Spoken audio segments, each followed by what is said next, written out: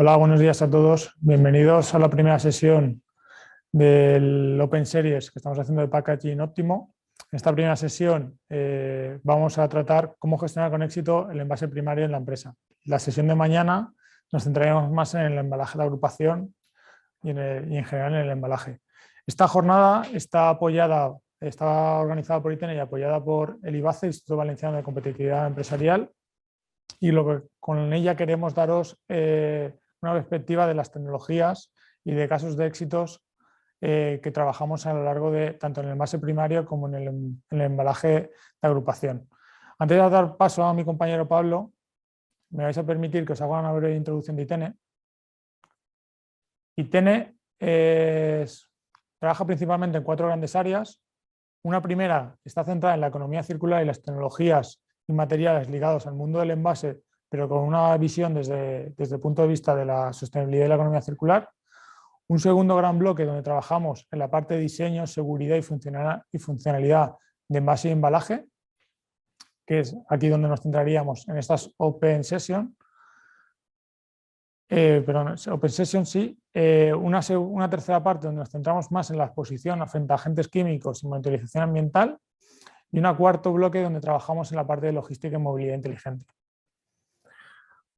Con ello trabajamos con los diferentes sectores industriales con los que en el año 2020 se consideraron sectores esenciales y que cubren toda la cadena de valor del envase y embalaje, desde el fabricante de materias primas, los propios fabricantes de envase y embalaje, los sectores que son usuarios de estos envases, envasadores, pasando por la gran distribución y, cómo no, la parte muy importante que cada vez adquiere mayor relevancia, que es el fin de vida de los envases y los residuos de envase, donde también trabajamos en la parte de gestores de residuos y recicladores. Para ello trabajamos en diferentes tecnologías, desde las propias de síntesis de materiales y aditivos para mejorar las propiedades de los materiales, pasando por soluciones y tecnologías ligadas a los envases primarios o las tecnologías de envasado, como no en la parte de ingeniería de packaging, que durante la jornada de mañana os explicarán con mucho más detalle, y como os decía anteriormente, en tecnologías ligadas al fin de vida de los envases y también en la parte de nanotecnología y digitalización, ligada muy a los sectores de salud o bien al sector del transporte y logística. A grandes números en ITENE, este año cerraremos con más de 800 clientes. Principalmente estamos trabajando en proyectos de I+D+I con empresas, donde este año ya estamos en 116 proyectos. También trabajamos mucho en la parte de asistencia tecnológica e innovación, apoyando a las empresas a solucionar o hacer frente a aquellos retos o aquellas incidencias que tienen. Y también una parte muy relevante de nuestro día a día está centrada en la actividad de ensayos. Y ya centrándonos, como os decía, en la parte de diseño, seguridad y funcionalidad de envase y embalaje, como os he comentado anteriormente, trabajamos desde el estudios de vida útil y tecnologías de envasado, como no en la parte de seguridad de producto y seguridad de envase. También hay tecnologías ligadas a conseguir alargar la vida útil y con ello reducir el desperdicio alimentario. Y también muy importante en la parte de diseño, optimización y selección del envase y embalaje óptimo para el circuito logístico. Para ello contamos con unas instalaciones de más de 7.000 metros cuadrados, donde contamos con diferentes plantas pilotos y laboratorios. A lo largo de la sesión de hoy tendréis una visita virtual a nuestro laboratorio de caracterización de materiales y laboratorio químico. Para ello contamos también con diferentes acreditaciones, tanto a nivel nacional a través de NAC como a nivel de certificaciones internacionales, tanto para el transporte seguro de mercancías como en la parte de compostabilidad ligada al mundo de la economía circular. Y sin más, doy paso a mi compañero Pablo, que se explicará brevemente las normas de funcionamiento de la jornada. Gracias.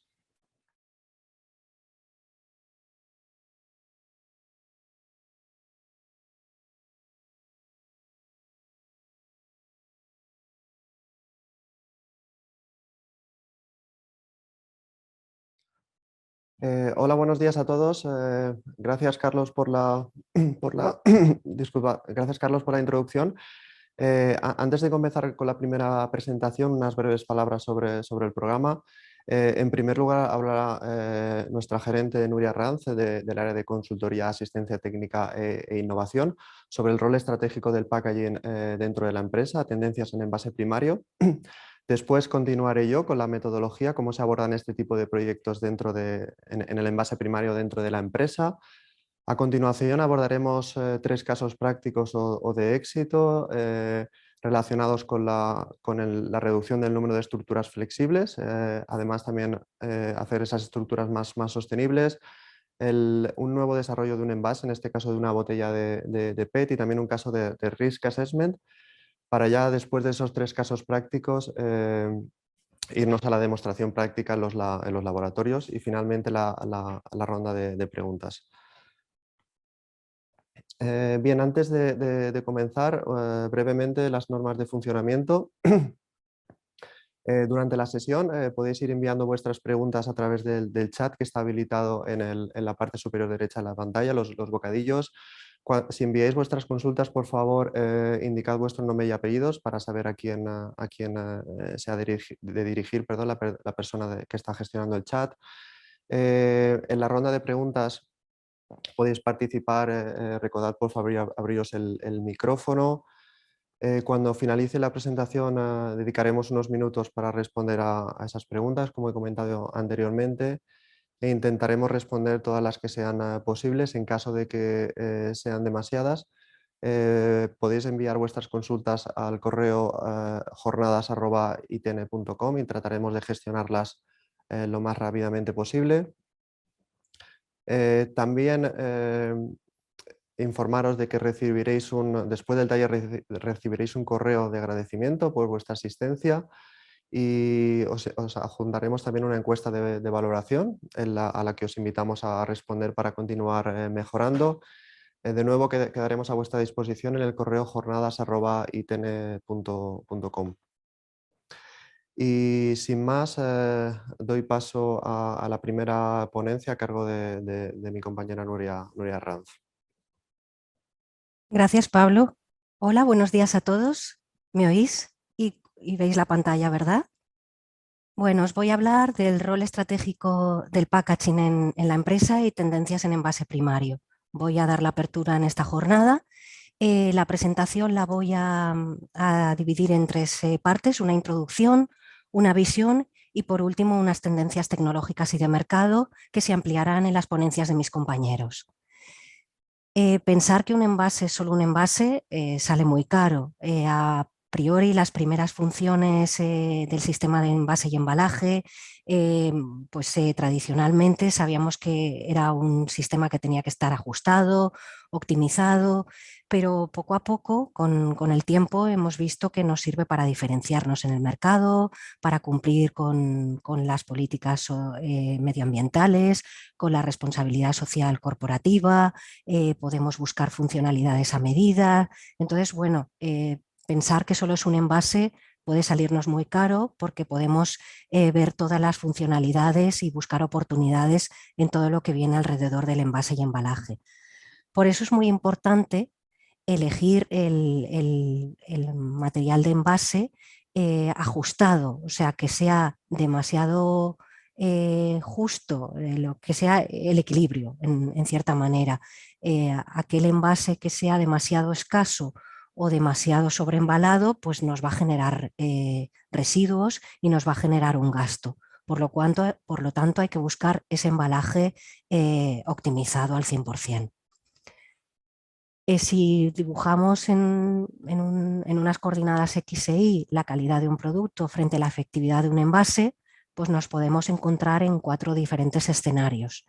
El ideal es aquel que tenemos el buen producto y envase efectivo, porque el que nos va a dar el éxito a largo plazo.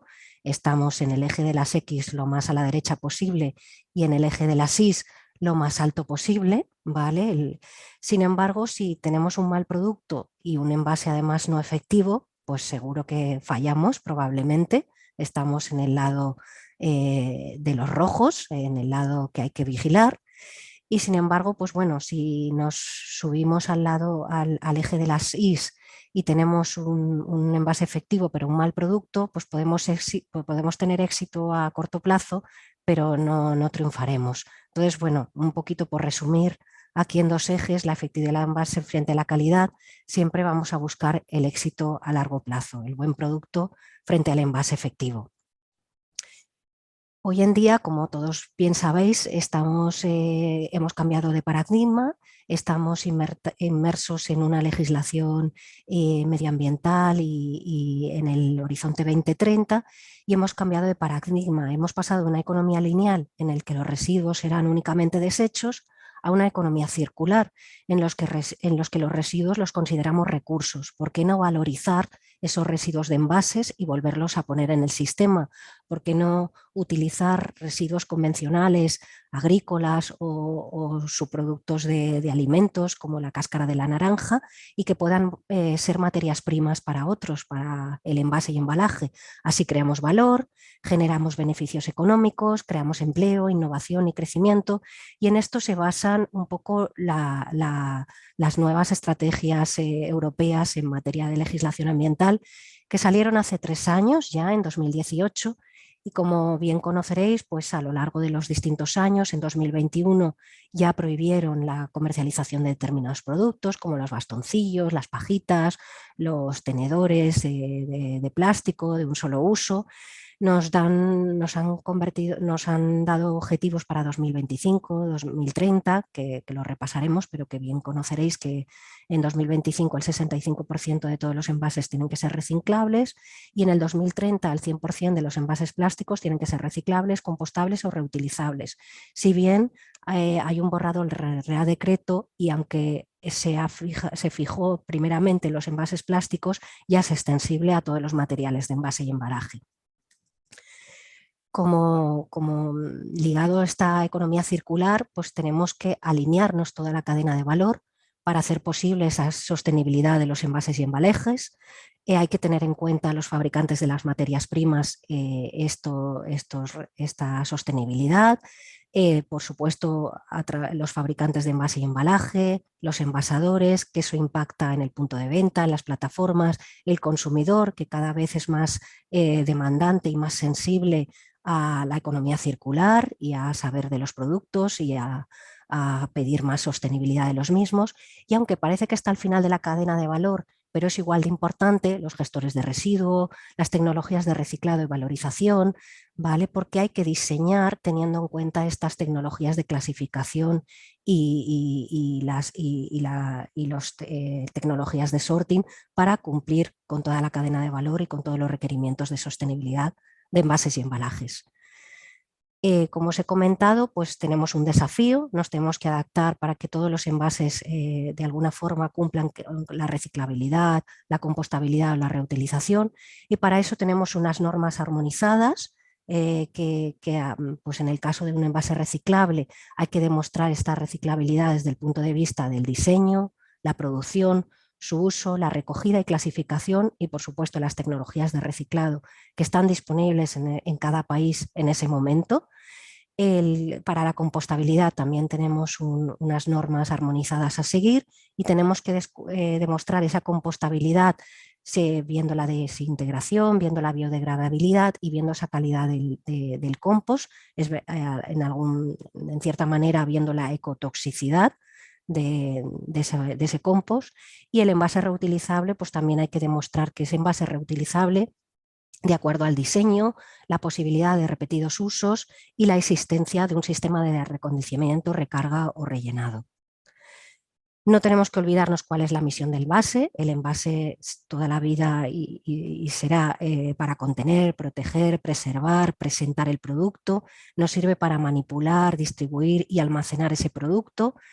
Como os he comentado, tiene que ser, además de contener, preservar, presentar y proteger, tiene que resistir a los procesos de manipulación, de distribución y de almacenaje y, por supuesto, con el horizonte que tenemos en legislación ambiental, tiene que cumplir ese mínimo impacto en el medio ambiente y, de alguna forma, pues que se pueda reciclar, que sea compostable o reutilizable.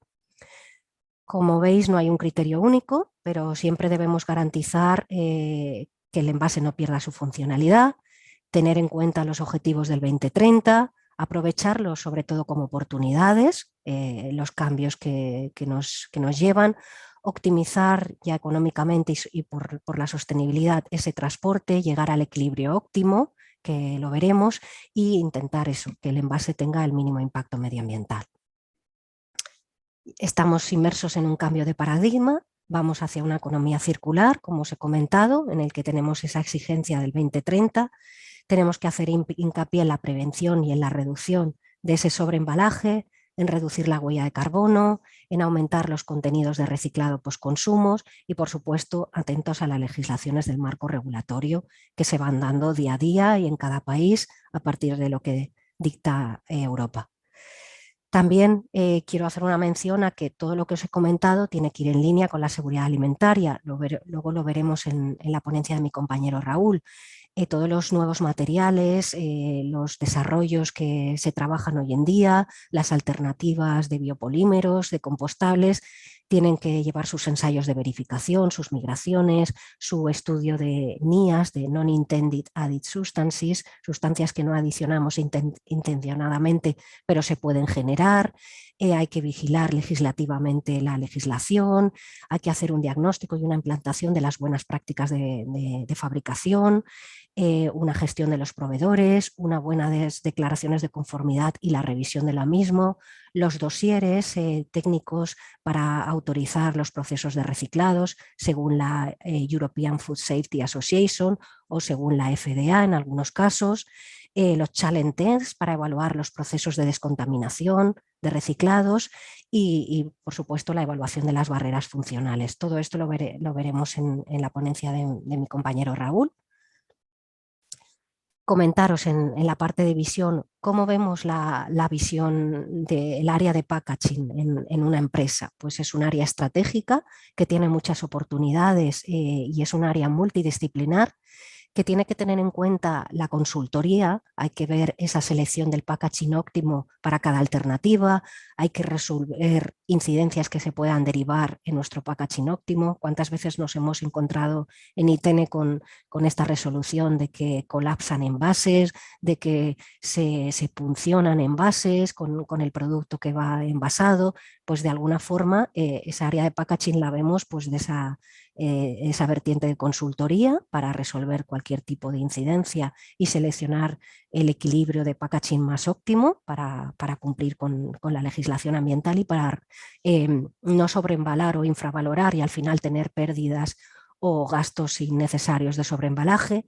Tiene que tener un área de mejora continua para optimizar ese packaging. Día a día salen nuevos materiales, día a día tenemos nuevas oportunidades y siempre hay que estar al día, siempre hay que validar cada nuevo desarrollo a través de proveedores, a través de los ensayos que podemos ofrecer en ITN a escala industrial, los nuevos desarrollos.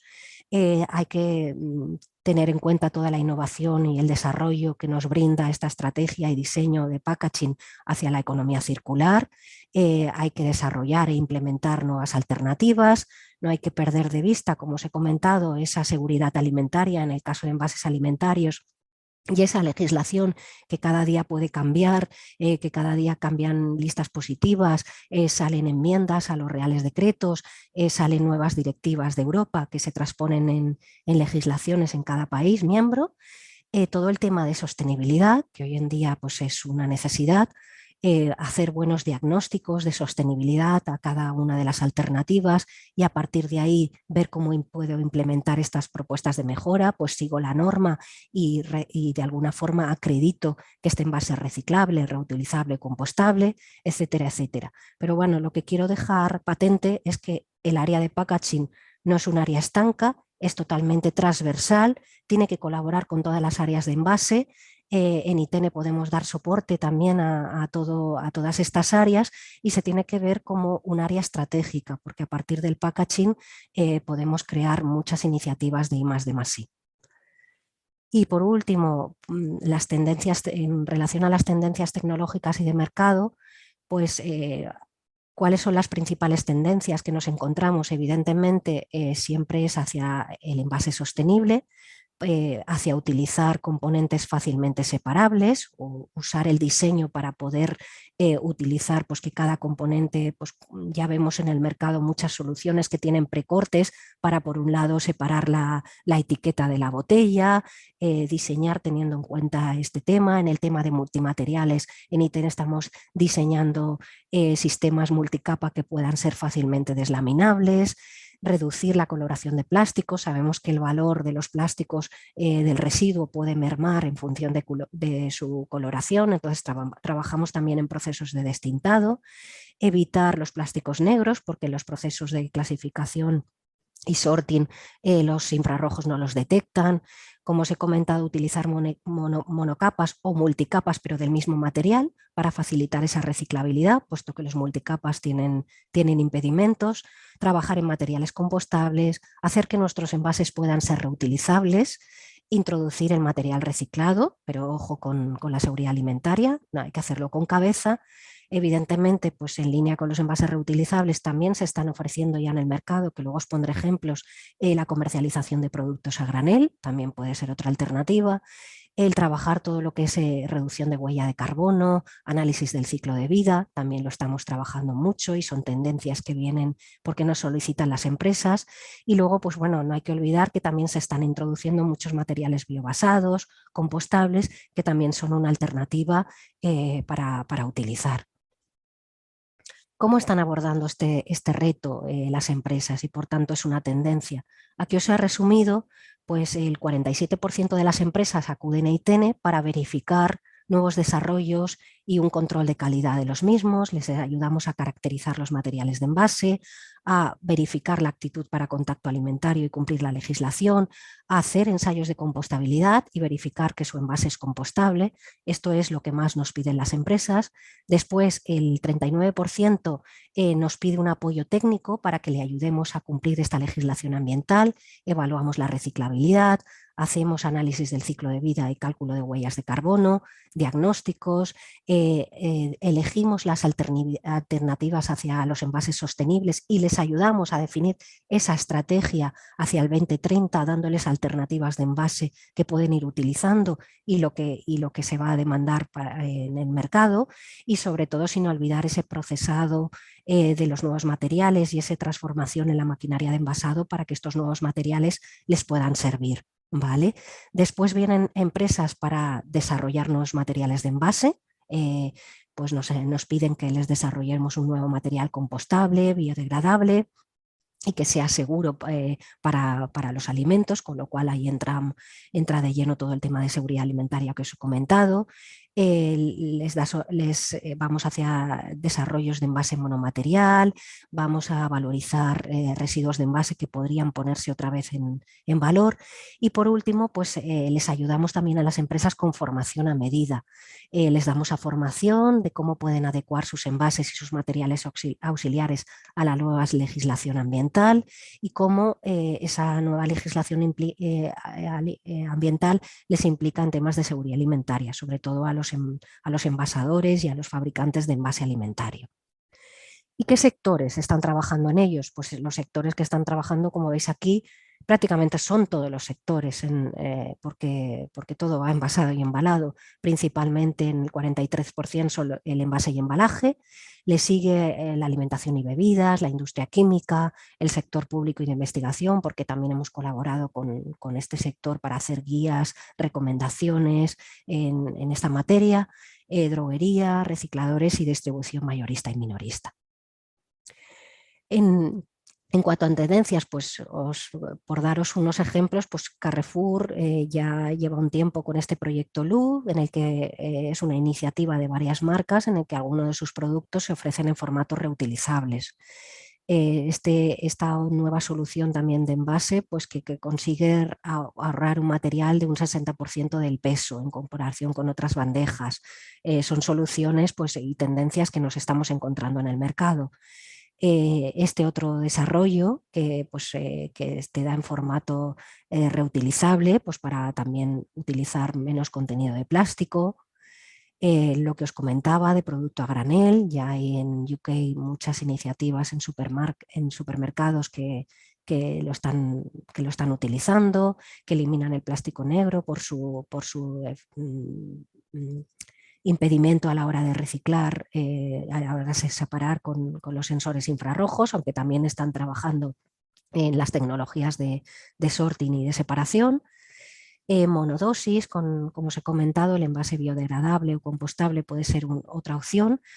Si bien no hay que tener cuidado que biodegradable no sea compostable, o sea, el biodegradable al final es el que se degrada a partir de un cierto tiempo y que normalmente es mucho mayor en el medio ambiente en unas condiciones, pero la compostabilidad ya es un tiempo más corto y en unas condiciones dadas, por eso es importante, pero bueno, vemos iniciativas hacia el tema de compostabilidad y biodegradación.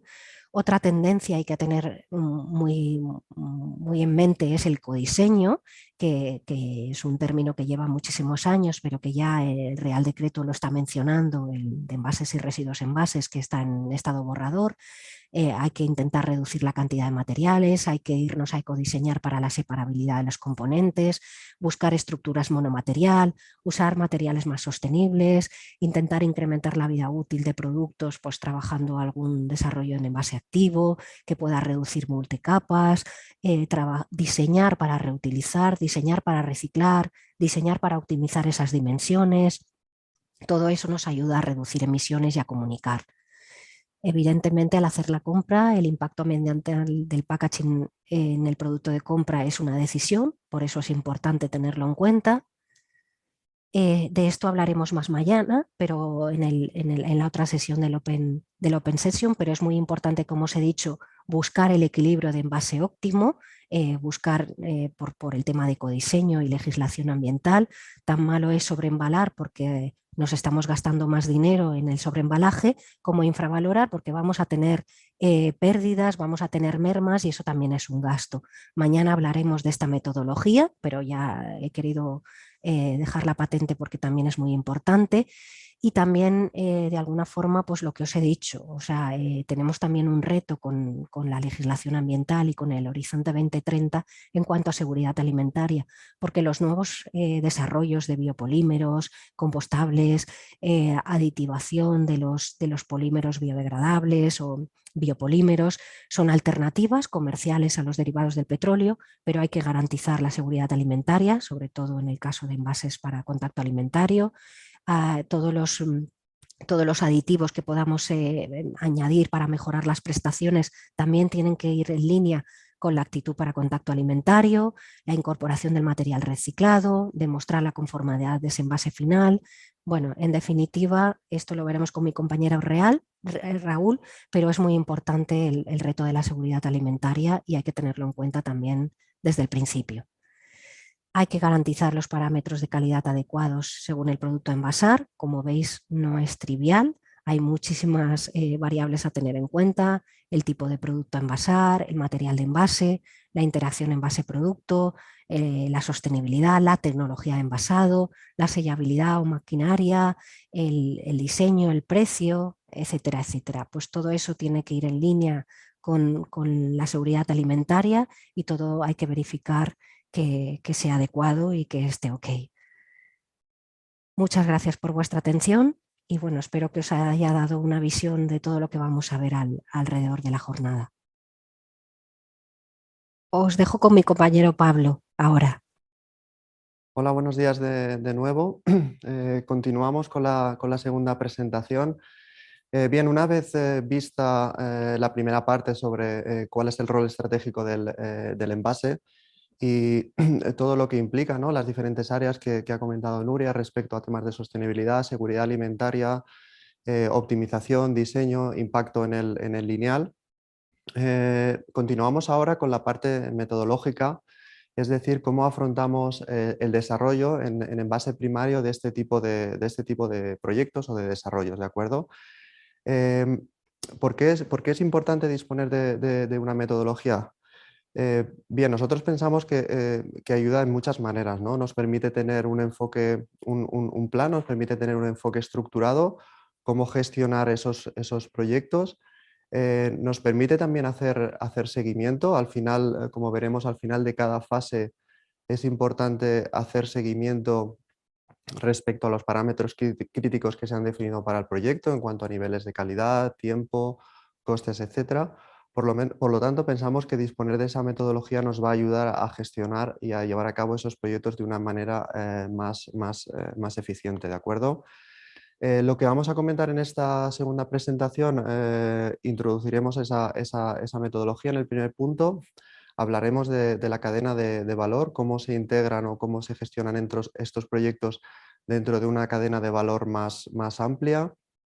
Hablaremos también en el punto 3 de los agentes implicados, porque como veremos este tipo de proyectos no son unidepartamentales de un único departamento, sino que trascienden a varios departamentos dentro de la empresa o de la organización.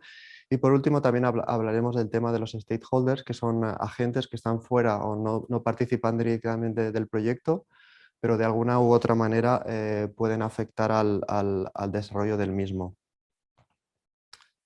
Bien, comenzamos con la, con la metodología. Aquí en la parte derecha podéis ver la metodología de 6 pasos, que luego a continuación veremos más en detalle en las siguientes diapositivas. De forma muy resumida, veis que la primera fase es el briefing del cliente, donde se definen los requerimientos, los requisitos de ese proyecto que vamos a desarrollar. Es importante que quede muy claro desde el principio. En la segunda fase, respecto a parámetros clave, es, digamos, la planificación del proyecto en cuanto a esos parámetros clave, indicadores, calidad, tiempos, etcétera, costes. La fase 3 de diseño, donde se va a diseñar la solución de envase. La fase 4 es la fase de desarrollo o validación, donde esa fase que se ha diseñado se va a validar. Ahora veremos a continuación por diferentes medios. A continuación, la fase 5 de industrialización, donde esa fase, donde ese envase se lleva a escala industrial, ¿de acuerdo? Y por último, la fase de comercialización, ¿no? Donde esa solución de envase pues ya se pone en el mercado o se comercializa. Comentar que estas fases o esta metodología pues la hemos preparado, la hemos digamos, perfeccionado en base pues, a consulta de libros específicos que hemos hecho, que hablan de este tipo de proyectos de desarrollo, también en base a nuestra experiencia y cómo trabajan diferentes tipos de empresas que tienen la gestión del packaging o el desarrollo de proyectos de packaging dentro de sus áreas prioritarias en sus sistemas de gestión, ¿de acuerdo? Comentar también que dependiendo de la complejidad del proyecto, estas fases pueden adaptarse, incluso en algunos casos pueden reducirse, porque no todos los proyectos van a tener la misma complejidad y no todos los proyectos van a incluir todas esas fases, porque no serán un desarrollo completo, sino que puede ser un desarrollo parcial. ¿De acuerdo? Aparte de esas fases, es muy importante definir los objetivos y los entregables del proyecto, es decir, qué es lo que se persigue con el proyecto. El objetivo sería la parte más abstracta. Podemos decir, por ejemplo, que el objetivo para un determinado proyecto sería revitalizar las ventas de una determinada marca, por ejemplo.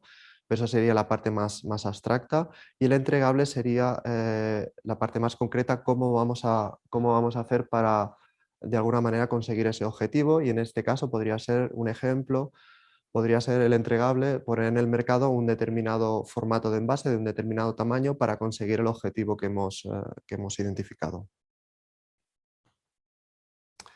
Comenzamos con la primera fase, que se trata del briefing del cliente, como hemos hablado. En este caso lo que se pretende es listar, definir y que todos esos requerimientos queden bien identificados y sean acordados por las diferentes áreas de la empresa o de la organización, ¿de acuerdo? Esta, en nuestra opinión, es una de las fases más importantes, porque se define al principio del proyecto qué es lo que se quiere diseñar o qué es lo que se quiere desarrollar. En muchas ocasiones nos encontramos con proyectos que comienzan a desarrollarse y luego, transcurridos unos meses, pues se observa que algún determinado requerimiento no se había incluido, un determinado departamento no estaba involucrado, y luego pues pueden aparecer complicaciones de, bueno, es que no sabíamos que esta solución se iba a distribuir en este mercado o se iba a distribuir en otro mercado, o incluso las unidades de envasado secundario, ¿no? Puede ser distinto si hablamos de un envasado de 6 unidades, de 8 unidades, puede cambiar los paletizados, etcétera, ¿de acuerdo? Entonces, en esta fase lo que se pretende es que se liste y se acuerde toda la información relevante, si hablamos, por ejemplo, de mercado, de producto, cuáles son los requerimientos de esos mercados. Se hable del diseño técnico del envase, qué materiales son preferentes, si quiere un material transparente, un envase transparente, no transparente, el tipo de etiquetado, el diseño gráfico, pues más minimalista, más un etiquetado completo. ¿Cuáles van a ser los requerimientos del consumidor, del usuario? ¿Lo va a consumir en casa, de una vez, de varias veces, fuera de casa, digamos, más otro tipo de tendencias on the go? Requerimientos medioambientales cada vez más importantes, sobre todo con toda la legislación que está apareciendo a día de hoy. Requerimientos de producción, dónde se va a producir esa solución, cuáles son esos requerimientos en cuanto a tamaños de tratamiento en la línea, etc. Requerimientos de distribución, regiones donde se va a comercializar, si es por transporte pues por marítimo, si es en transporte por carretera, etcétera. Requerimientos legales, hablamos aquí pues, de seguridad alimentaria, de contacto con alimentos, otra vez temas de sostenibilidad, ¿de acuerdo? Y luego lo que veis aquí en la parte derecha es que, como he comentado anteriormente, que todos esos requerimientos se acuerden entre las diferentes áreas implicadas y se listen y de alguna forma ese documento se apruebe y se discuta en una reunión de arranque de proyecto, ¿de acuerdo? A continuación, en la fase 2, es la fase que hemos denominado como parámetros clave. En este momento ya tendremos una idea bastante detallada de lo que es la complejidad del proyecto, en qué va a consistir el proyecto, y es importante que comencemos a planificar, diferentes aspectos, como pueden ser los plazos del proyecto, ¿de acuerdo? Si va a ser un proyecto de varios meses o incluso puede pasar de un año, dependiendo si hay inversiones a realizar. Cuáles van a ser los indicadores de cumplimiento en cuanto a costes, en cuanto a calidad, en cuanto a nivel de aceptación del consumidor, etcétera. Planificar los equipos, las responsabilidades, qué personas o qué departamentos han de estar involucrados en ese proyecto, cuáles van a ser sus responsabilidades y quién va o qué departamentos tienen que aprobar pues, para pasar de una fase a otra, qué responsabilidades y cuáles van a ser los mecanismos de toma de decisiones. Y también, por último, un análisis de riesgos, ¿no? Un poco comenzar a planificar cuáles son los posibles riesgos que podría producirse durante el curso del proyecto y qué medidas se podrían, qué acciones o de mitigación se podrían llevar a cabo. A continuación, en la fase 3, como hemos comentado anteriormente, es la fase de diseño. En esta fase es también una de las más importantes y es donde se va a diseñar la solución de envase, tanto el formato como los materiales, las propiedades barrera, los espesores, etcétera, los pesos. Y esta fase lo que pretende es dar una respuesta a todos esos requerimientos que se han dado en la fase 1. Han de cumplir todos esos requerimientos, o al menos en la mayor medida posible, pero a la vez tener en cuenta esas restricciones, ¿de acuerdo? Las restricciones que hemos identificado también. Respecto a los requerimientos, como hemos comentado, podemos hablar a nivel de cliente, de cómo se va a usar. Para diseñar, podemos hablar de diseño de piezas como botellas, donde aplica un diseño, tenemos herramientas para trabajar en diseño CAD a 2 dimensiones o a 3 dimensiones. A su vez también lo que se puede hacer una vez se diseñen esas soluciones a nivel 3D, se puede llevar a cabo un análisis de elementos finitos, ¿de acuerdo?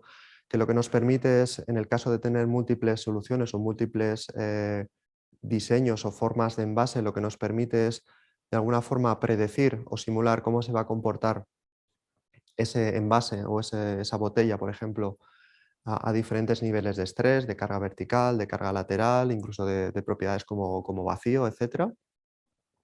Y lo que podemos también hacer en esta fase es desarrollar diferentes tipos de prototipos con impresoras 3D para ver in situ cómo esa solución de envase o esa botella en este caso, pues cómo la vamos a apreciar a nivel de escalado, a nivel pues de presencia en la mano, etc.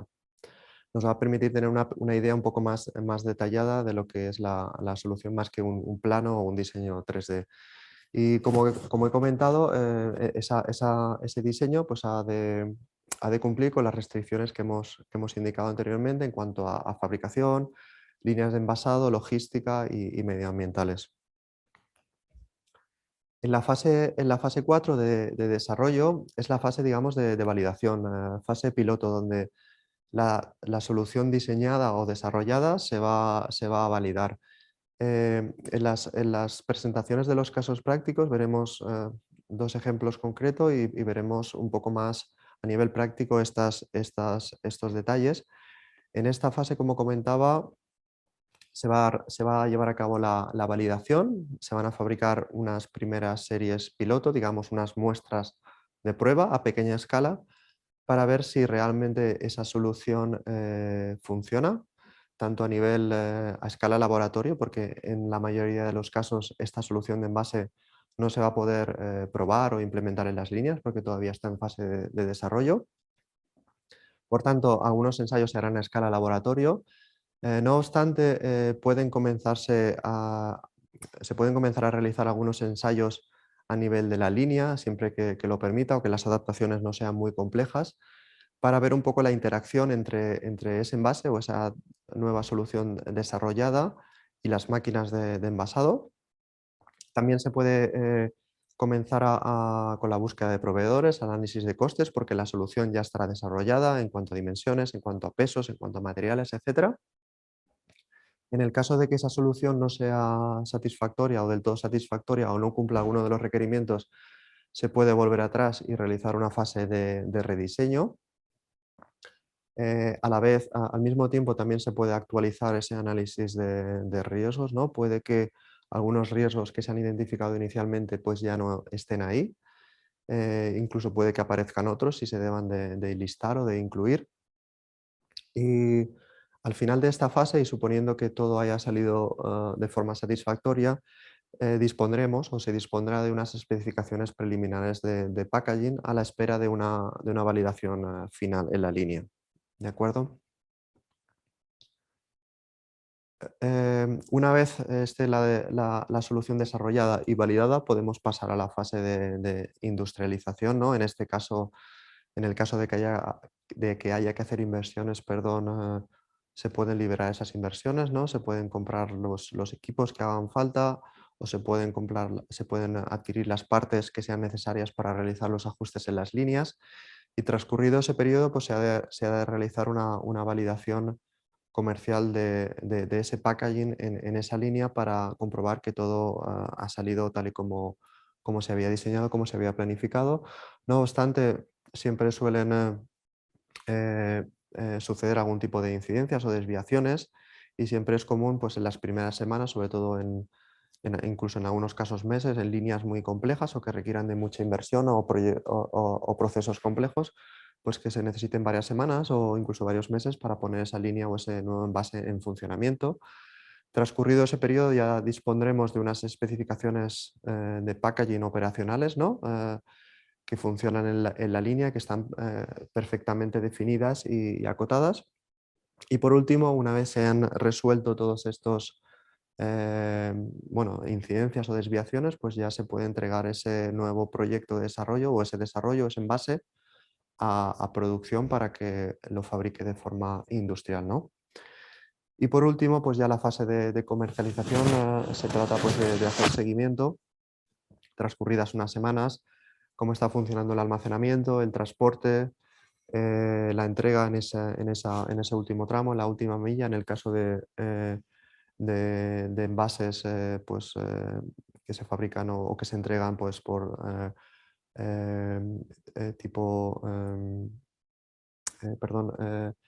tipo Amazon, que se entregan por empresas de mensajería, etc. Y por último también recogeremos los resultados o el feedback del usuario final, ¿no? Cómo está experimentando el usuario ese tipo de envases.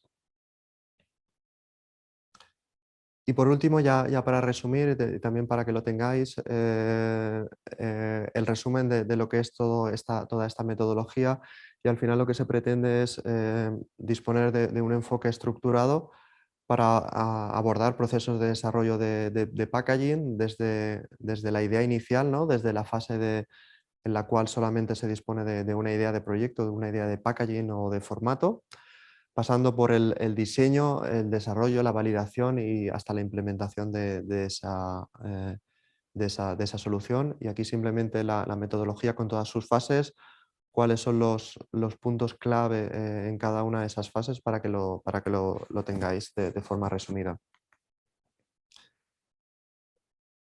Continuamos brevemente con lo que es la cadena de valor que ya se ha comentado anteriormente. Aquí simplemente comentaros que es muy importante dentro de este proceso de desarrollo de packaging que tengamos en cuenta que nuestras decisiones, las decisiones que tomemos en nuestra compañía, dentro de nuestros proyectos, pueden afectar al resto de eslabones dentro de la cadena, o incluso nosotros nos podemos ver afectados por las decisiones que tomen otros eslabones.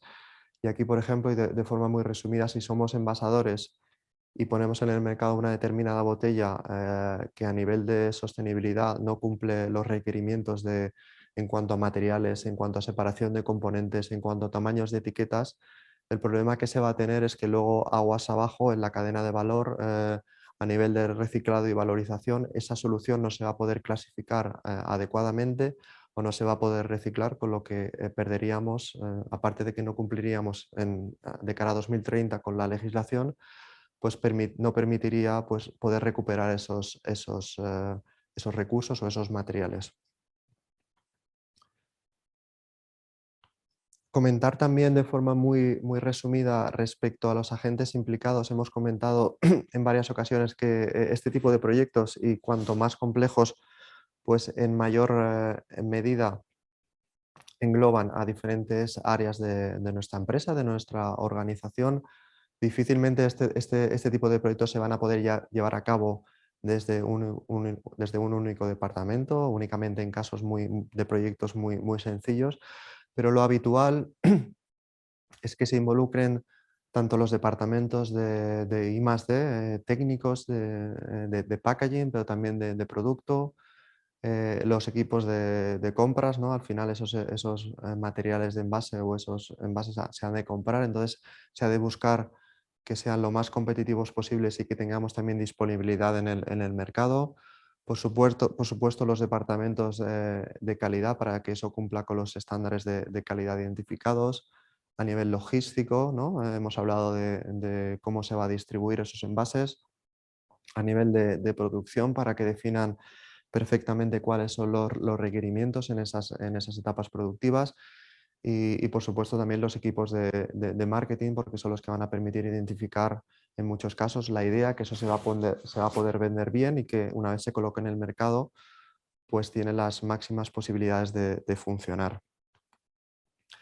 Y ya para acabar con esta segunda presentación respecto a la metodología, comentar también brevemente el tema de los stakeholders. Es importante comentar que aparte, a diferencia de los agentes implicados, que suelen ser más internos dentro de nuestra organización o bien por proveedores que están directamente relacionados con el proyecto, aquí hablamos de stakeholders como partes interesadas y no tienen por qué estar directamente involucrados en el proyecto, pero que pueden estar o pueden afectar o pueden verse afectados por las actividades de nuestro proyecto.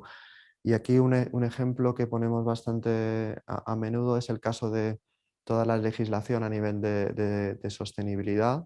Por ejemplo, sabéis que podemos mencionar el proyecto de residuos y suelos contaminados, que está en fase de tramitación en el Congreso y que seguramente se aprobará en el año 2022 con la tasa de plástico. Esto de alguna forma puede tener una influencia, un impacto en nuestro proyecto, sobre todo si diseñamos soluciones en base de plástico, ¿no? Porque pueden estar sujetos a esa tasa, ¿de acuerdo? Entonces es importante que lo tengamos en cuenta, de alguna u otra forma pueden afectar a nuestro proyecto. Y también, por ejemplo, el proyecto de Real Decreto de Envases y Residuos de Envase, que hace muy poquitas semanas terminó la fase de consulta y que desde ITN también se está trabajando de forma muy intensa. ¿De acuerdo? Pues bien, con esta diapositiva terminamos esta segunda presentación de lo que es la metodología, cómo vamos a afrontar esos casos los casos de desarrollo de nuevo packaging. Y a continuación vamos a ver tres casos prácticos. En los dos primeros vamos a tratar de explicar de una forma más práctica, utilizando esa metodología, dos casos concretos. Y luego, por último, veremos otro caso práctico de una evaluación de Risk Assessment con la introducción de contenido reciclado. Continuamos, empezamos con el primer caso práctico que tiene que ver con la reducción del número de estructuras de envase flexible, ¿de acuerdo? ¿En qué consiste este caso? Bueno, esto es un caso real que hemos trabajado para uno de nuestros clientes. En cualquier caso, no vamos a desvelar demasiada información técnica en algunos casos porque alguna parte puede ser confidencial. En este caso, ¿de dónde partíamos, no? ¿Cuál era el briefing, esa primera fase que hemos comentado anteriormente? En este caso, partíamos del proyecto que se llevó a cabo. Partíamos de este cliente que tenía o que tiene más de 600 referencias de materiales de envase flexible, ¿de acuerdo? Es un número bastante considerable. De esas 600 referencias o más de 600 referencias, disponen de 17 tipos de estructuras. Y cuando hablamos de estructuras, en el caso de envases flexibles, pues podemos hablar de estructuras dúplex con 2 materiales, estructuras triples que tienen 3 capas. Veíamos también estructuras que tienen diferentes combinaciones de materiales. Esto es para productos alimenticios, entonces tenía diferentes requerimientos en cuanto a propiedades barreras. Si hablamos de sensibilidad a oxígeno, de sensibilidad a vapor de agua, etcétera, a la luz. Disponían de diferentes soportes de impresión, diferentes materiales en la cara interna para el sellado. Estas 17 estructuras con sus correspondientes espesores o diferencias en espesores, más luego los diferentes tipos de impresión, pues es lo que nos lleva a disponer de más de, en este caso, de 600 materiales de envase flexible o referencias, ¿de acuerdo? Esto, como podéis imaginar, implica que la gestión de packaging y de proveedores es compleja, ¿no? Porque hay muchos materiales que gestionar. Hay muchos materiales que comprar a diferentes proveedores. En muchos casos también puede implicar mayor complejidad en las líneas, ¿no? Porque los diferentes materiales se pueden comportar de forma distinta en las líneas. Puede que sea necesario realizar diferentes tipos de ajustes cuando se cambia de un formato a otro, de un envase a otro. Y a la vez también disponían de muchas tipologías de producto y esas tipologías de productos pues también tenían diferentes niveles o requerían diferentes niveles de barrera en cuanto a factores, como hemos comentado anteriormente, de oxígeno, vapor de agua, luz, etc. ¿Cuál era el objetivo? ¿Cuál era el objetivo que se perseguía con este proyecto? Dos objetivos fundamentales. Por una parte, disponer de un portfolio de packaging optimizado, de alguna forma reducir, armonizar este tipo de estructuras, esas 17 tipos de estructuras que están empleando. Realmente son necesarias todas esas estructuras. Y por otra parte, desarrollar e implementar estructuras sostenibles. Esa optimización ha de ir acompañada de búsqueda de soluciones que sean más sostenibles y en este caso que sean más, que vayan en la línea de la reciclabilidad, ¿de acuerdo? Sabéis que ahora a día de hoy los flexibles, salvo los films de polietileno y poco más, no se están reciclando prácticamente, pero sí que se está trabajando bastante intensamente en cómo hacer esas estructuras más reciclables. En cuanto a la fase 2 de parámetros clave, aquí lo que se hizo fue Obviamente definir los plazos, cuáles son los hitos, los puntos críticos de decisión, los roles y responsabilidades que hemos comentado. Y aquí en la parte derecha veis el planning que se planteó. En este caso solo se llevaron a cabo las 3 primeras fases de la metodología que hemos comentado anteriormente, hasta la fase de diseño, porque la fase de desarrollo, etcétera, todavía no se ha llevado a cabo. Y se planteó un trabajo en 3 meses, donde en el primer mes se analizó una foto inicial de dónde están a día de hoy, con todos esos materiales de envase, a nivel de reciclabilidad y sostenibilidad, cómo se están reciclando o no ese tipo de estructuras. En el mes 2 se llevó un ensayo, un estudio de benchmark, hacia dónde va el mercado, cuáles son las tendencias, qué es lo que están ofreciendo esos proveedores y qué soluciones son las que se espera que sean reciclables dentro de unos años, ¿no? De hecho ya se está hablando de 2025, o sea, un poco antes o no en un periodo de tiempo relativamente cercano. Y por último, en el mes 3 se llevó a cabo una matriz comparativa y se hizo una propuesta que veremos ahora a continuación, ¿de acuerdo?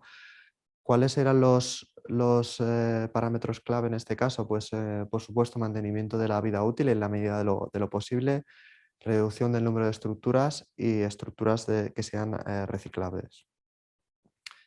En esa fase 3 de diseño, ¿qué es lo que se hizo? Como he comentado, primeramente se analizó lo que es su envase de packaging actual, ¿de acuerdo? Y para ello lo que se hizo, se preparó el diagrama o la gráfica que veis en esta diapositiva. Y lo que se hizo fue en el eje horizontal se representó, en los dos ejes se representaron las propiedades barrera, ¿no? De sensibilidad tanto al oxígeno, que es el OTR de transmisión al oxígeno en el eje horizontal, y en el eje vertical la transmisión al vapor de agua. Y lo que se hizo fue en ese gráfico, en ese diagrama, pues dibujar de alguna forma todas las estructuras que la empresa, mediante puntos, veis ahí los puntos, todas las estructuras más con los diferentes espesores que actualmente estaban utilizando. En ese diagrama se definieron en varios niveles, se definieron rangos de baja, media y alta barrera, tanto para el vapor de agua como el oxígeno. Y lo que se consiguió con eso fue definir como 9 cuadrantes, ¿no? Y con en esos 9 cuadrantes pues podemos ver un poco qué nivel de sensibilidad puede tener cada producto, y lo que veíamos también es que obviamente tenían productos con diferentes tipos de requerimientos y en todos los cuadrantes. Entonces la pregunta es, bueno, ¿realmente se necesitan todas esas estructuras, todos esos materiales barrera, o de alguna forma podemos concentrar o optimizar en una optimización, una simplificación de esas estructuras, ¿de acuerdo? Para llevar a cabo eso y respecto al diseño para la reciclabilidad,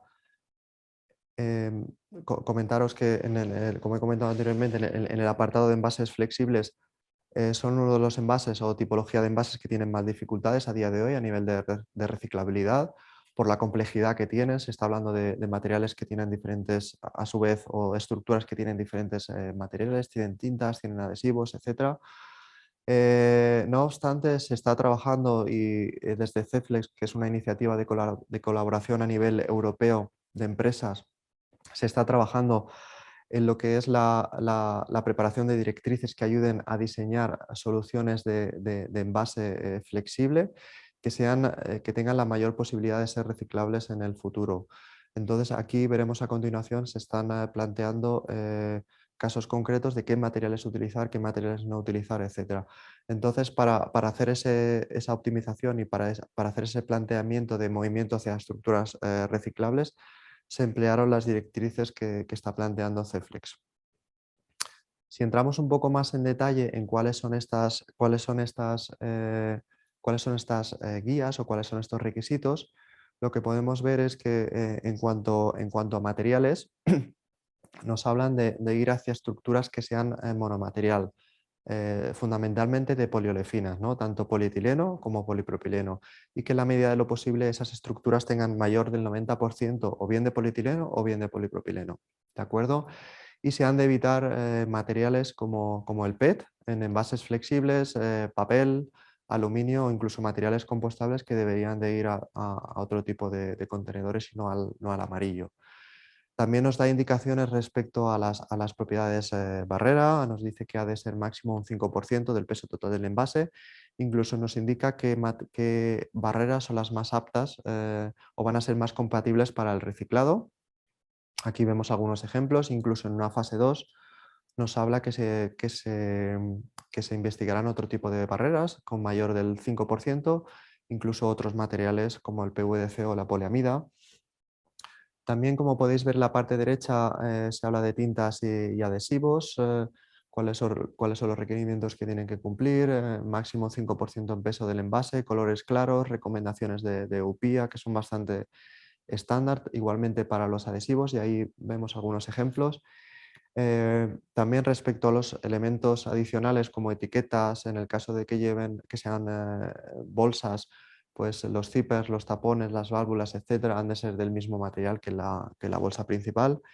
Y también se está comenzando a fomentar el punto de la inclusión de contenido reciclado, sobre todo para las aplicaciones de no contacto con alimentos. También también se está fomentando bastante. ¿De acuerdo? Pues bien, una vez hecho ese primer análisis y ya para acabar, teniendo en cuenta estas guías o estas recomendaciones, la propuesta que se hizo a la espera de que se pueda validar, nuestra propuesta desde ITN fue tratar de simplificar todas esas tipos de estructuras, esas 17 estructuras, a 3, ¿de acuerdo? Las que vemos ahí listadas en la parte derecha. Tenemos una especificación que nosotros consideramos alta barrera, que es metalizada y permite ofrecer una protección tanto a niveles de oxígeno, vapor de agua como luz, y es el puntito que vemos en la parte inferior izquierda. Todas esas estructuras son en base polietileno, por lo que potencialmente podrían ser reciclables en el corto plazo, al menos en España a día de hoy. Luego tenemos una estructura media alta barrera que pensamos que podría cubrir toda la parte central de las especificaciones que estamos viendo, ¿de acuerdo? Y por último, se definió una especificación baja o media barrera, que es la que vemos en la parte derecha, ¿de acuerdo? Y en ese caso cubriría todos los productos que están en ese rango, ¿de acuerdo? Entonces, esto es una forma de cómo planteamos este tipo de proyectos para tanto optimizar estructuras, hacerlo más sencillo, más fácil, más optimizado y a la vez que sean estructuras reciclables, ¿de acuerdo? Bien, con esto acabamos el primer caso práctico y continuamos con el segundo caso práctico. En este caso vamos a hablar del desarrollo de un nuevo envase, en este caso para una botella de PET, ¿de acuerdo? En este caso sí que vamos a abordar las 6 fases de la metodología que hemos comentado anteriormente. En este caso vamos a partir de los puntos de partida. Un cliente quería desarrollar una botella de PET para una bebida funcional.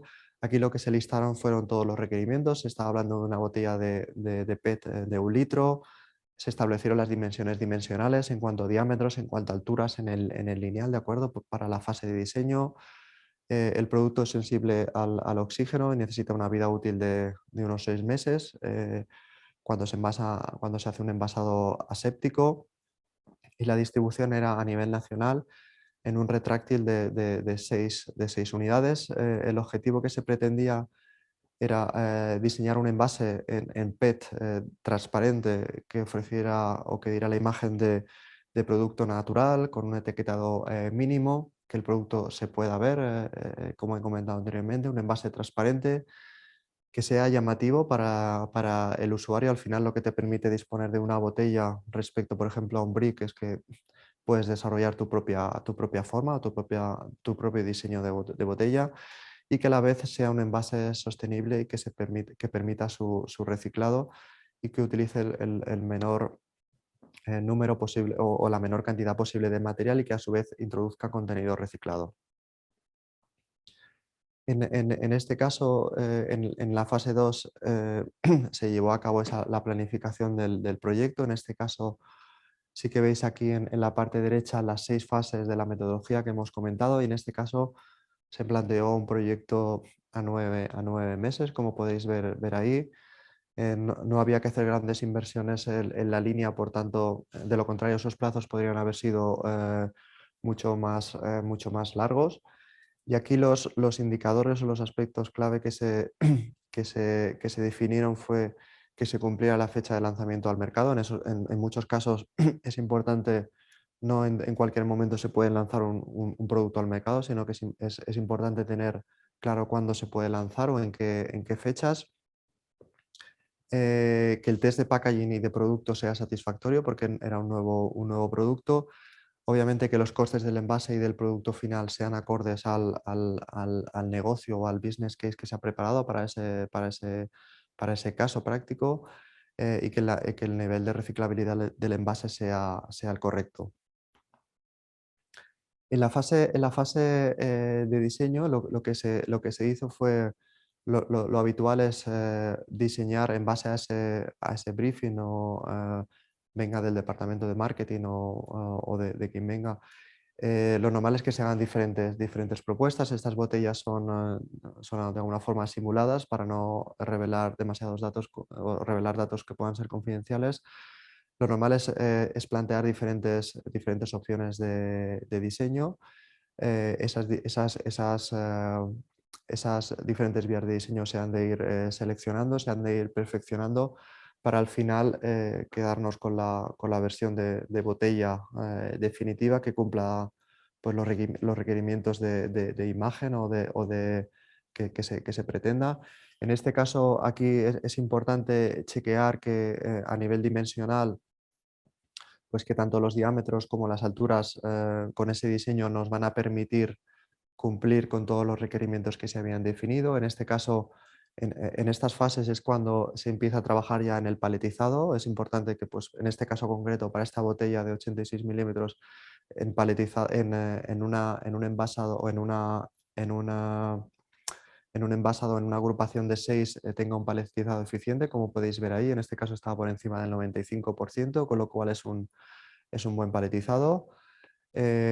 También se prepararon prototipos mediante impresión 3D para ver in situ cómo se comportaba esa botella. Se realizó un análisis por elementos finitos para comprobar que a nivel de carga vertical, etcétera, esa botella se iba a comportar adecuadamente. Y los aspectos técnicos que se comprobaron, que vemos en la parte de abajo, es que tanto a nivel de eficiencia logística el resultado era satisfactorio, el material que se definió, el PET, era apto para el proceso de inyección soplado, ¿no? que se dispone en la empresa. Se definió un cuello estándar. En el caso de botellas de PET pues es bastante estándar perdón, el de 38. También se diseñaron, aparte del PET, se diseñó la barrera adecuada para que ese producto sensible al oxígeno aguantara 6 meses. Se comenzó a trabajar ya con un peso inicial estimado de 38 gramos en el caso de esta botella, y se comprobó que a nivel de reciclabilidad del envase, a nivel teórico, todos estos no había ninguna, no se pensaba que iba a haber ningún tipo de incidencia, ¿de acuerdo? A continuación, en esa fase de desarrollo, lo que se hizo fue validar esa botella de PET a escala laboratorio, y para ello lo habitual en el caso de botellas es fabricar un molde piloto. Para la fabricación industrial se necesitan varios moldes, pero en este caso para la fase piloto se fabrica un molde piloto que te permite a pequeña escala fabricar y soplar unos pequeños cientos de botellas para esa validación. Y ahí lo que se hizo fue, apoyamos desde ITN en lo que es el análisis dimensional, que las dimensiones son las correctas, las propiedades mecánicas, la estanquidad de la botella con el tapón, que no aparecen burbujas. En este caso lo que vimos es que para uno de los tapones de un proveedor en concreto sí que se observó un burbujeo, ese tapón se desechó. En el caso de que sea necesario se pueden comenzar a hacer ensayos de vida útil, en este caso no fue necesario. Incluso se pueden hacer ensayos de pruebas de transporte, ¿de acuerdo? Para validar que no solamente a nivel de botella unitaria, sino a nivel de paletizado también el paletizado o el transporte va a ser satisfactorio. La evaluación de parte de seguridad alimentaria. En este caso ya se dispone de toda la documentación en cuanto a materiales, fichas técnicas, proveedores. En este caso se incluyó un 25% de contenido de RPET. Toda esa documentación ya se puede evaluar, se puede chequear, definir los ensayos que sean aplicables, en el caso de que sean ensayos de migración, emisión de declaraciones de conformidad, etc. Y en este caso ya con especificaciones más concretas se llevó a cabo la evaluación de reciclabilidad de alguna forma en base a la norma que os indicamos ahí abajo, la norma internacional ISO 18604 o su homóloga la norma EN, que esa botella de PET a lo largo de todas las fases, a lo largo de todo el ciclo, en todas las etapas, tanto a nivel de diseño, producción, utilización, recogida, clasificación y reciclado, que esa botella va a ser efectivamente reciclable. Por último, en la fase de industrialización, lo que se comprobó es que efectivamente esa botella ya se fabricaron más botellas con el molde industrial, ¿no? Con más cavidades, que esas botellas a nivel de línea funcionaban adecuadamente, siempre solventando pues, las posibles incidencias o desviaciones. En este caso, pues a nivel de, esto depende de la línea del despaletizador, del transporte de botellas, a nivel de llenado. En el caso de envasado aséptico, pues tanto botella como tapón se han de contaminar, ¿no? para que aguante durante los 6 meses de vida útil, si el etiquetado es correcto, la agrupación se hace adecuadamente, el paletizado, todo es según se ha diseñado. Y por último, lo que nos permite esta fase, y después de toda esa validación a escala más industrial o comercial, es definir las especificaciones operacionales de packaging, tanto del envase primario, secundario como terciario. Y ya por último, como hemos comentado anteriormente, la fase de comercialización, tras esas primeras semanas se suele hacer una evaluación de cómo está funcionando, en este caso, esta botella de PET a nivel de almacenamiento, de transporte, el primer feedback de producción, si se están consiguiendo los objetivos en cuanto a niveles operativos de producción, de eficiencias, etcétera. Identificar oportunidades de mejora de cara al futuro, si alguna parte del envase se puede optimizar. También feedback del usuario a nivel de ventas, de reclamaciones, de aceptación del nuevo envase y si estamos cumpliendo con ese nuevo lanzamiento en cuanto a la calidad, los costes que se habían definido inicialmente, para ya a partir de ahí cerrar el proyecto si todo es satisfactorio. ¿De acuerdo? Bien, pues con estos dos ejemplos acabamos esta parte práctica y lo que os queríamos mostrar es que bueno, con estos dos ejemplos desde ITN podemos ofrecer un enfoque digamos multidisciplinar, integral, incluyendo diferentes aspectos de sostenibilidad, seguridad alimentaria, diseño, optimización, etcétera, que aporten valor dentro de la cadena de packaging.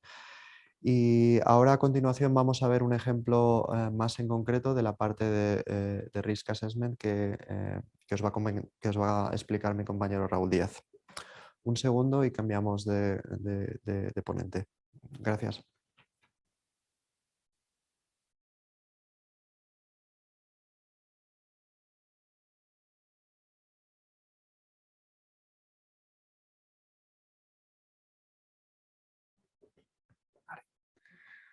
Hola, buenos días. Yo soy Raúl Díaz, jefe de proyectos en el área de envase y seguridad alimentaria, y voy a hablaros de la evaluación de riesgos que supone la incorporación de material reciclado a envase alimentario, teniendo en cuenta la interacción entre el material de envase y el producto envasado propiamente dicho.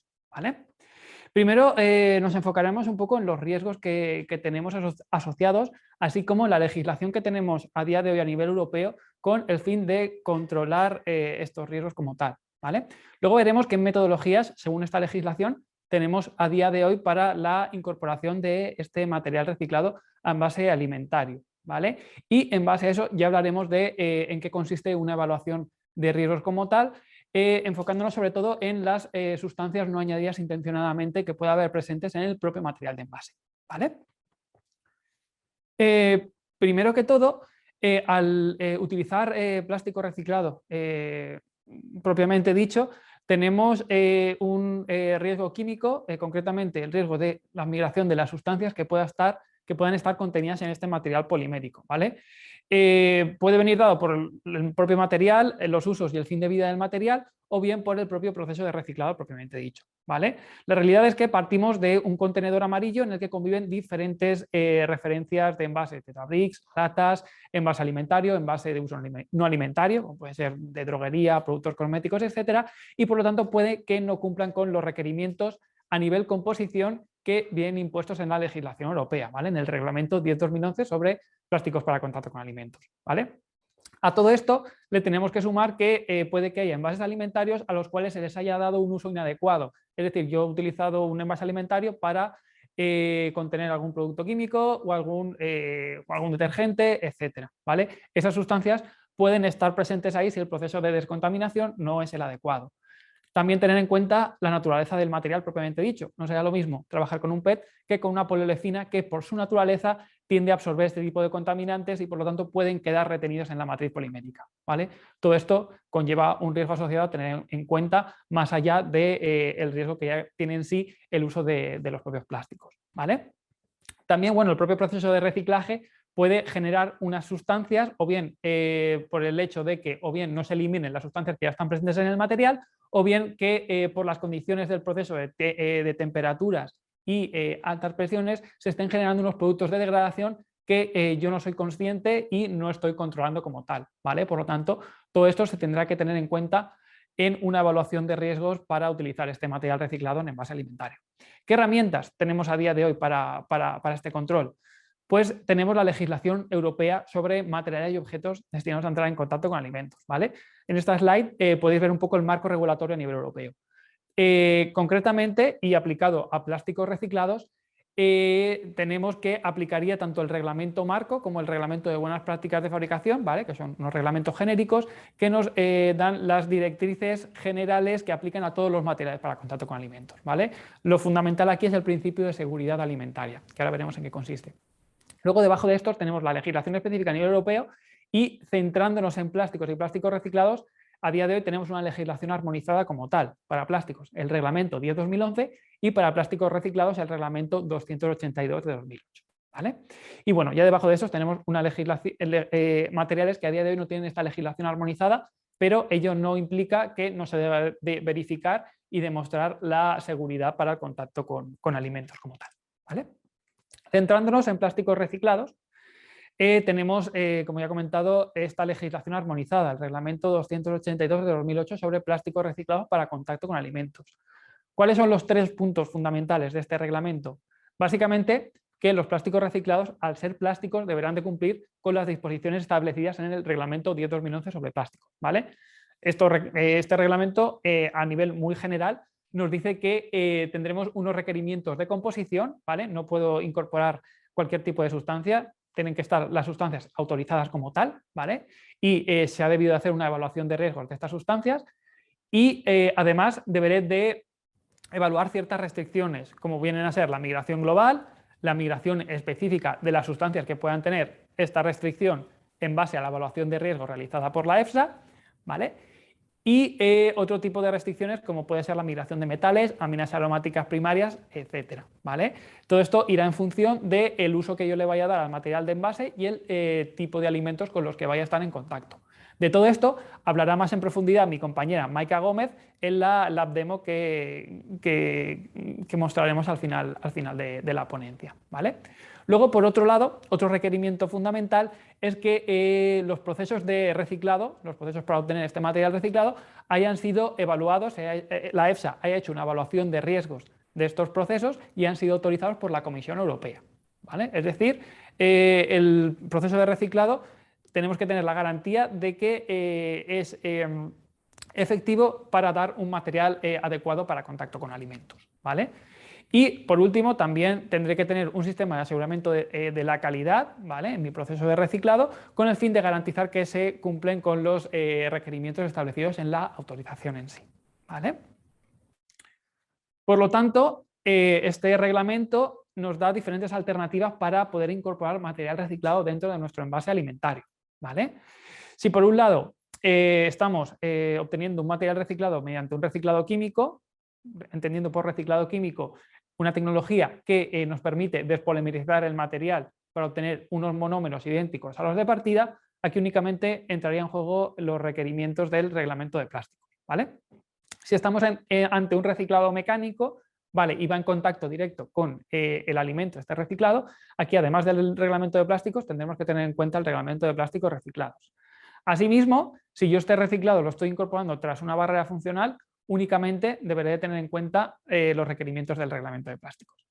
Lo mismo pasa al utilizar mermas de producción, ¿vale? Si yo soy capaz de garantizar que no ha habido una contaminación, que este material no ha estado previamente en contacto con alimentos, etcétera, únicamente me aplicaría los requerimientos del reglamento de plásticos. Mientras que si no tengo tanta evidencia de que no haya habido esta contaminación, se ha puesto en contacto con alimentos, son mermas de producción que ya van impresas, etcétera, aquí tendríamos que pasar por el reglamento de plásticos reciclados, ¿vale? Es decir, que estos residuos se reciclen y el proceso haya sido evaluado positivamente por EFSA, ¿vale? En cuanto a alternativas para no pasar por este proceso de evaluación, tenemos tanto el uso de reciclado químico como incorporar el material reciclado tras una barrera funcional y hacer una evaluación de riesgos de la misma, ¿vale? Esto lo veremos más en profundidad. Como ya he comentado, estas son las tres alternativas que tenemos, ¿vale? Pasar por el proceso de autorización, por el cual la EFSA tiene que hacer esta evaluación de riesgos en base a la información que tú le pasas sobre tu proceso de reciclado, ¿vale? Que la información básicamente se resume en la guía publicada por EFSA, ¿vale?, cuya actualización se ha dado en este año 2021, ¿vale? La información a aportar, pues es la siguiente: una información genérica sobre el proceso de reciclado, luego ir dentro de las etapas de reciclado apuntando información más específica en cuanto a parámetros, proceso, etcétera, determinación también de la homogeneidad de ese input que tú vas a introducir en tu proceso de descontaminación, así como demostrar la eficiencia del propio proceso de descontaminación, ¿vale?, que va a tener una eficiencia considerable para eliminar los contaminantes que puedan venir en tu input de partida. Y bueno, luego también el tema de la caracterización de lo que te sale de este proceso de reciclado, así como describir firmemente la aplicación que se le va a dar a este material reciclado para contacto alimentario, ¿vale? Por otro lado, teníamos el reciclado químico, ¿vale? A día de hoy, el reciclado químico es una tecnología que todavía se sigue trabajando, dado que a día de hoy no tenemos unos rendimientos suficientes como para poder abastecer todo el mercado. Además, también se está trabajando en la sostenibilidad, de este tipo de procesos para que puedan ser competitivos y poder obtener un material reciclado de calidad, ¿vale? Por lo tanto, nos vamos a centrar en el uso de barreras funcionales con el fin de agilizar y facilitar la incorporación de material reciclado dentro de envase alimentario, ¿vale? ¿En qué consiste el uso de barreras funcionales o cómo trabajamos desde ITN para poder validar, poder verificar que el material reciclado tras una barrera funcional va a ser seguro para contacto con alimentos? Pues bien, según el reglamento 10/2011 se define como barrera funcional a cualquier capa monomaterial o multimaterial que garantiza el cumplimiento con el principio de seguridad alimentaria, ¿vale? Básicamente este principio de seguridad alimentaria recogido en el reglamento marco nos dice que se deberá demostrar que no se transfieren sustancias en cantidades que puedan suponer un peligro para la salud humana o modificar inaceptablemente la composición del alimento envasado o el perfil organoléptico del mismo, ¿vale? Por lo tanto, tendremos que verificar que el uso de esta barrera funcional nos hace cumplir con el principio de seguridad alimentaria. En ITN trabajamos mediante dos pasos. Primero, analizando el material reciclado a incorporar en el envase alimentario, ¿vale? Haríamos una extracción de este material con el fin de realizar un screening de las sustancias que pueda haber presentes en el material reciclado y caracterizarlas, ¿vale? Y una vez caracterizadas, ver qué riesgos o qué peligros tenemos ante la presencia de estas sustancias, ¿vale? Por lo tanto, haríamos un ensayo de NIAS, ¿vale? Que mi compañera Maika Gómez explicará un poquito más en profundidad lo que es, mediante el cual y mediante diferentes técnicas analíticas obtenemos esta caracterización de sustancias de diferente naturaleza, ¿vale? Una vez caracterizado este material reciclado a incorporar en la estructura de barrera funcional, nos dedicaríamos a validar la propia estructura final en sí, ¿vale? Aquí lo que realizaríamos sería un estudio de migración, ¿vale? Con el objetivo de ver qué sustancias son capaces de migrar del material reciclado tras esta barrera funcional al simulante alimentario propiamente dicho, ¿vale? Tras esto, someteríamos este simulante alimentario a este screening, ¿vale? a este ensayo de NIAS, ¿vale? Con el fin de caracterizar estas sustancias y realizar el análisis de riesgos propiamente dicho, ¿vale? Y ya en comparación con las sustancias que hayamos obtenido propias del material reciclado a utilizar y las sustancias que hayan podido migrar tras la barrera funcional, si vemos que están por debajo de los límites de migración específica que se hayan estipulado en el análisis de riesgos, podríamos determinar que esa barrera funcional es válida y es apta para dar un material seguro para contacto alimentario, ¿vale? Pero bueno, cuando hablo de análisis de riesgos, ¿a qué me estoy refiriendo en sí? Bueno, antes de hablar de esto, rápidamente hacer una visión de los NIAS, lo que son, como ya he dicho, son sustancias que no estamos añadiendo intencionadamente, ¿vale? Y pueden ser de diferentes naturalezas, volátiles, semivolátiles, sustancias no volátiles, metales, etc. Por lo tanto, necesitaré diferentes técnicas analíticas para poder cerciorarme de la presencia de estas sustancias, ¿vale? Aquí, bueno, os he puesto algunos ejemplos de estas técnicas analíticas, hay más, pero como ya he comentado, mi compañera Maika Gómez os enseñará los equipos que disponemos aquí en ITN para ese tipo de determinaciones, ¿vale? Y ya por último, cuando hablo de Risk Assessment, me refiero al proceso de evaluación de riesgos, que comprende básicamente la identificación del peligro, caracterización del peligro, evaluación de la exposición y con ello la caracterización del riesgo propiamente dicho, ¿vale? Cuando hacemos este screening de sustancias, ¿vale? Este ensayo de NIAS, lo que nos interesa es ver la peligrosidad de esas sustancias, ¿vale? Que esa peligrosidad haya sido caracterizada, ¿vale? Y a partir de ahí ya emitir el assessment propiamente dicho. ¿En qué nos basamos para poder verificar que estas sustancias sean seguras o no? Por un lado, en la presencia de estas sustancias en listas positivas, ¿vale? Para materiales en contacto con alimentos. Por ejemplo, si me encuentro una sustancia y está listada en el reglamento 10/2011, esto ya quiere decir que se ha estudiado, se ha realizado un análisis de riesgos, ensayos toxicológicos y demás a esta sustancia y por lo tanto su riesgo ya está caracterizado, ¿vale? Por lo tanto, podrá estar presente en el material y si tiene algún límite de migración específica asociado, lo tendré que verificar en mi estructura final, ¿vale? Luego también me puedo basar en información toxicológica que haya sido publicada en la Agencia de Productos Químicos a nivel europeo, ¿vale? Centrándome sobre todo en el nivel sin efecto observable, ¿vale? O no a él, a partir del cual podemos calcular la ingesta diaria tolerable, ¿vale? Y ya con esta ingesta diaria tolerable podemos calcular un límite de migración específica para la sustancia derivado del mismo, ¿vale? Si cumplimos con este límite de migración específica en nuestro material final, podremos verificar que la presencia de esta sustancia no lleva un riesgo asociado, ¿vale? Siempre y cuando estemos dentro de estos límites de migración. Y luego, por último, si ni la sustancia está listada o no disponemos de esta información toxicológica propiamente dicha, también podemos derivar la toxicidad de la sustancia en base a su estructura química, ¿vale? Es decir, si tenemos estructuras más simples que tienen menos reactividad o hay rutas metabólicas eficientes para degradar estas sustancias o metabolizarlas, estaremos en un peligro bajo, ¿vale? Todo esto viene por las reglas de Kramer, que establece diferentes niveles de peligro en base a la estructura química de la sustancia, ¿vale?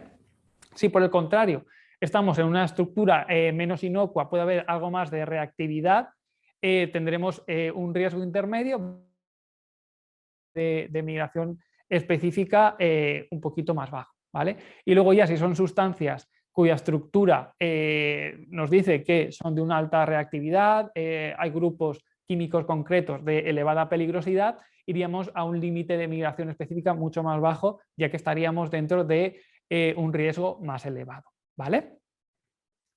Y en esto básicamente consistiría el análisis de riesgos que realizamos en ITENE. Si caracterizamos este límite de migración específica asociado según la toxicidad de las sustancias o están presentes en listas positivas, tenemos ya los ensayos toxicológicos publicados como tal, con cumplir con las restricciones que vendrán impuestas en este Risk Assessment, podríamos verificar que la barrera funcional sería adecuada para su uso y la incorporación de este material reciclado en base alimentario, ¿vale?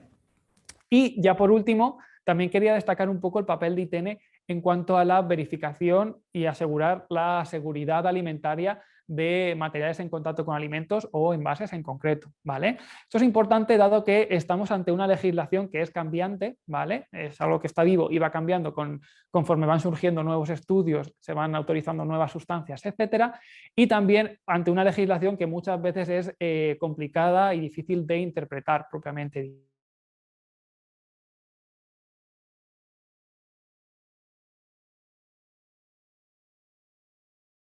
Declaraciones de conformidad, ¿vale? Que al final es el documento que certifica que el material va a ser apto para contacto con alimentos, así como todas las validaciones que van asociadas a esta declaración de conformidad, migraciones globales, específicas, ensayos de NIAS, etcétera, ¿vale?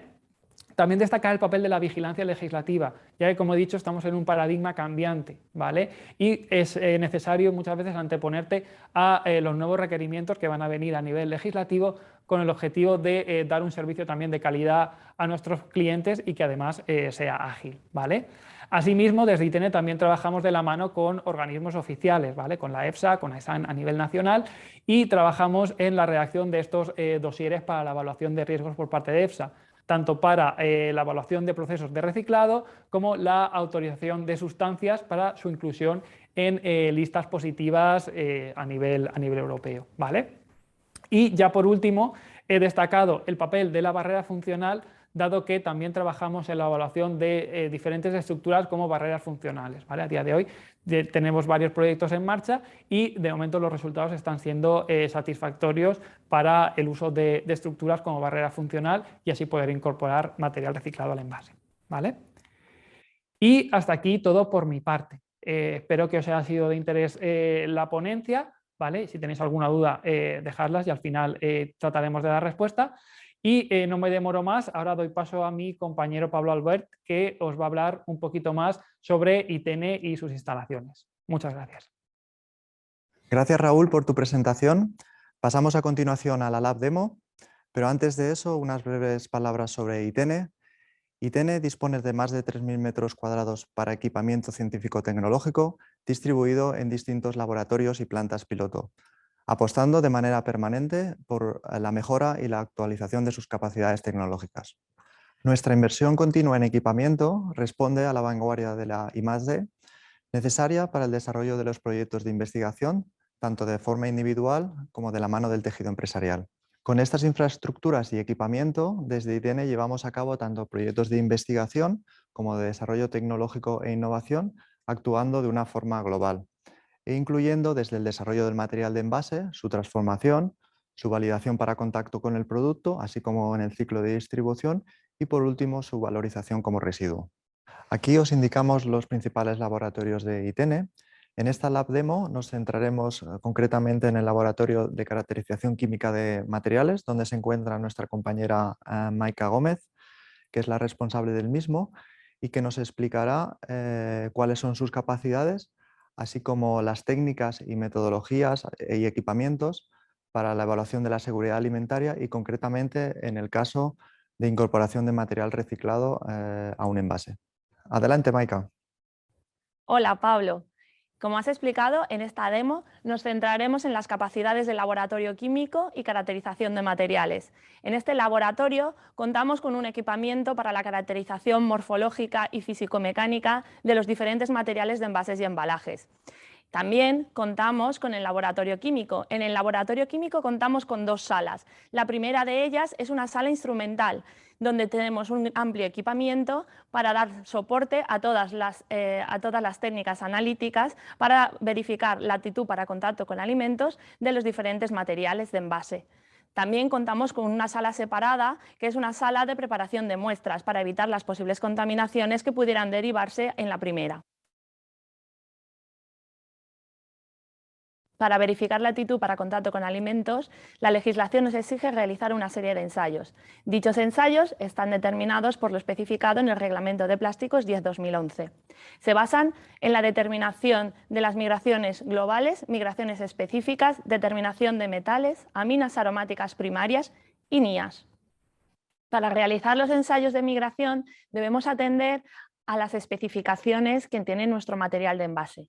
Esto quiere decir que si yo, por ejemplo, tengo un envase y este es su uso final, los ensayos de migración deberían realizarse por llenado, con simulante alimentario. Sin embargo, si lo que tenemos son films, tendremos que atender a la cara que va a ir indirectamente en contacto con el alimento que nosotros vamos a envasar. De tal manera de que si este film, por ejemplo, es monomaterial o va a estar en contacto con los alimentos por las dos caras, puedo utilizar un método que es por inmersión, que sería simplemente introducir el material dentro de un tubo de inmersión y a continuación incorporaríamos el simulante alimentario.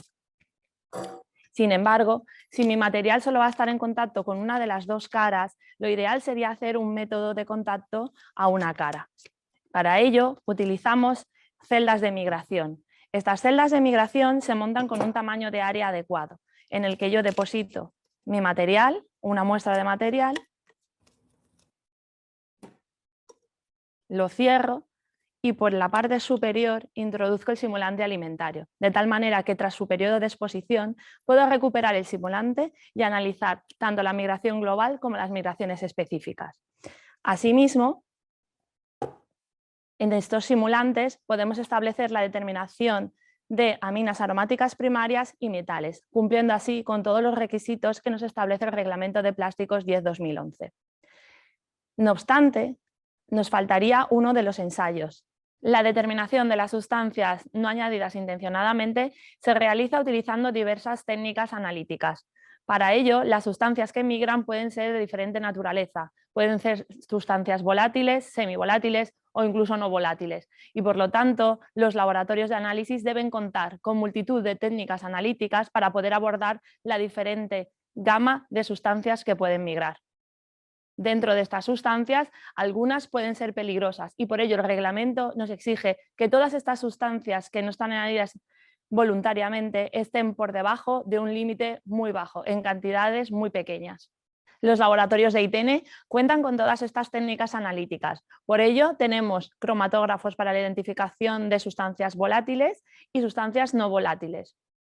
Para la identificación de las sustancias volátiles disponemos de cromatógrafos de gases con espectrómetros de masas. Pueden ser de triple cuadrupolo o incluso de triple cuadrupolo y acoplados a un detector de FIT. También tenemos cromatógrafos de gases acoplados a diferentes analizadores, como puede ser un TOF, un Time of Flight o por tiempo de vuelo, que nos dará una masa exacta. Asimismo, para la identificación de las sustancias no volátiles, contamos con cromatógrafos de líquidos acoplados a diferentes detectores, fluorescencia, diodo array o QTOF, que es un espectrómetro de masas con un analizador también por tiempo de vuelo. Un laboratorio como ITN, que cuenta con todo este equipamiento, puede identificar y cuantificar con veracidad la identificación de los NIAS que proceden de los envases y que pueden contaminar los alimentos.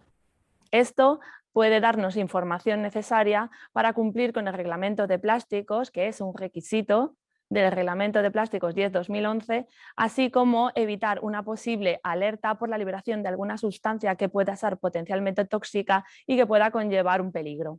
Todos estos ensayos, tanto las migraciones globales específicas, la determinación de metales, aminas aromáticas primarias y la detección de los NIAS, se tienen que establecer tanto en materiales vírgenes, así como en materiales que incorporan parte del reciclado. Hasta aquí la lab demo, os dejo con mi compañero Pablo Albert. Hola, buenos días de nuevo. Tras esta demo de los laboratorios, bueno, damos por finalizada la jornada, la sesión. No sé si tenéis alguna pregunta, por favor, hacednosla llegar a través del correo jornadas@itn.com. Esperamos que la jornada os haya os haya gustado. En todo caso, se os enviará el material, ¿de acuerdo? Y nada, muchas gracias por vuestra asistencia y hasta la próxima. Venga, muchas gracias.